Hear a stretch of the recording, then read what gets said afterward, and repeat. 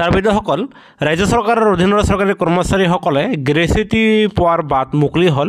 য'ত আপোনালোকে 25 লাখ টকালৈকে যদি গ্ৰেচুইটি লাভ কৰিব আৰু অনাগত দিনত সেয়াও বৃদ্ধি পাব আৰু ইয়াকে লৈ চাব ভাৰত চৰকাৰৰ ফালৰ পৰা এক গেজেটেড নোটিছ প্ৰকাশ পাইছে আৰু চাব ডেটটো যোৱা 24 এপ্ৰিল 2025 তাৰিখৰ একেবাৰে শেহতীয়া খবৰ হয় আৰু যিটো ৰাজ্য চৰকাৰৰ অধীনৰ আনহাতে কেন্দ্ৰীয় চৰকাৰৰ অধীনৰ সকলো চৰকাৰী কৰ্মচাৰী আৰু পেঞ্চনাৰসকলে জনাটো অত্যন্ত জৰুৰী হয় ছাৰবিদসকল আৰু যি আপোনালোকে গ্ৰেচুইটিৰ টকা যে 25 লাখ টকা আৰু পৰৱৰ্তী তাতকৈ বেছিকৈ লাভ কৰিব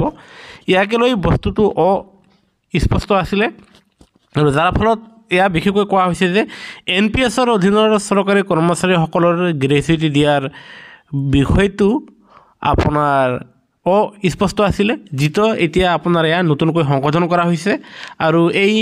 নিয়ম যি নতুনকৈ সংশোধন কৰাৰ ফলত এতিয়াৰ পৰা NPSৰ অধীনৰ চৰকাৰী কৰ্মচাৰীসকলে তেখেতসকলে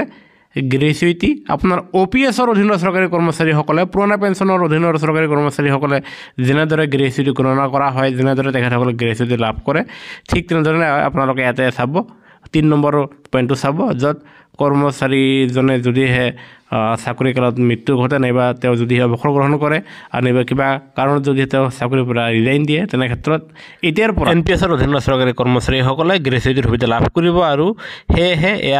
আপোনাৰ নতুন সংযোজন কৰা হৈছে সংশোধন কৰি নতুন প্ৰস্তাৱ আকাৰে মোকলাই দিয়া হৈছে আৰু সেয়েহে স্পষ্ট আছিল আৰু এতিয়াৰ পৰা যিটো বস্তু OPSৰ দৰে ক্লিয়াৰ হৈছে যে NPSৰ অধীনৰ চৰকাৰী কৰ্মচাৰীসকলেও OPSৰ কৰ্মচাৰীসকলৰ সমপৰ্যায়ত তেখেতসকলে আপোনাৰ গ্ৰেচুইটিৰ সুবিধা পাবলৈ সক্ষম হ'ব আৰু নিশ্চয় সুখবৰ